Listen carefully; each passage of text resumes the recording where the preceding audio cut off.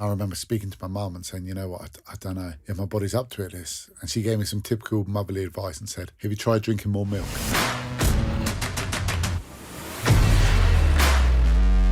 There's so much we can talk about, so many angles we can go down. But I guess let's set the scene. Let's talk about your childhood and your kind of beginnings that lead on to the rugby journey. Yeah, let's go right back. Really, look, as a kid, I was actually very dyslexic. I was very shy. Unfortunately, my father passed at the age of 5 when I was 5. And for me, sport became that kind of happiness. It became that escape from the classroom. It became a place where I gained confidence and structure and all that kind of stuff. And as I got a little bit older, I got a little bit bigger. And of course, a bit of size in rugby is always good. And I probably wasn't skillful enough to play a tennis or football or something like that. So I went down more the rugby route. I loved it. My friends played. Managed to get picked up by Harlequins when I was 17-ish. Used to go on my holidays. Is that like an apprentice type thing? Yeah, like the academy system. So yeah, you go on your holidays. I remember we used to all stay in the army barracks. So there'd be kind of 15 of us in this dorm room, all sleeping there. Then we'd go to training. I remember when you got a first bit of like Harlequins kit, and it was just amazing. You see it on the TV, you see the players wearing it, and then you have your initials on it, and it was like, wow, this is what it's about. Had that been a team that you were a supporter of as a kid? Was that like, your team? Yeah, it was. So I'm kind of Surrey based, kind of grew up that way.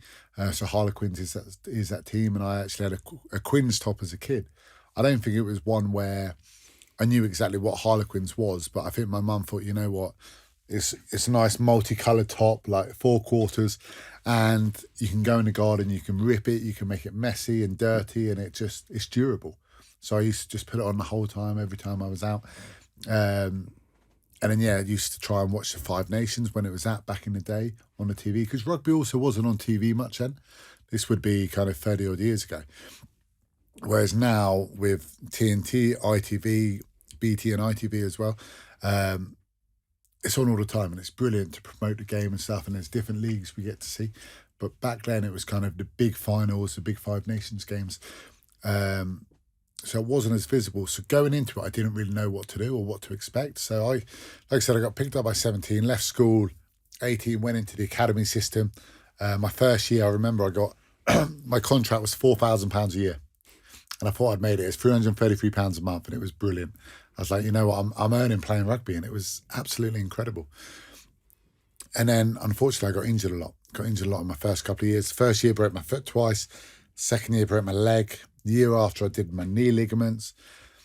And I was thinking, you know what, is this game for me? Is your body up to it? Because all of a sudden, you were a big kid at school. You're now a young man, 18, 19, going up against men who are 15 years older. You develop stronger. And I remember speaking to my mum and saying, you know what, I don't know if my body's up to it, this. And she gave me some typical motherly advice and said, have you tried drinking more milk? Just to kind of dense up the bones. And actually, after that, not so much just the milk, but when I got to 21, I kind of played ever since, really.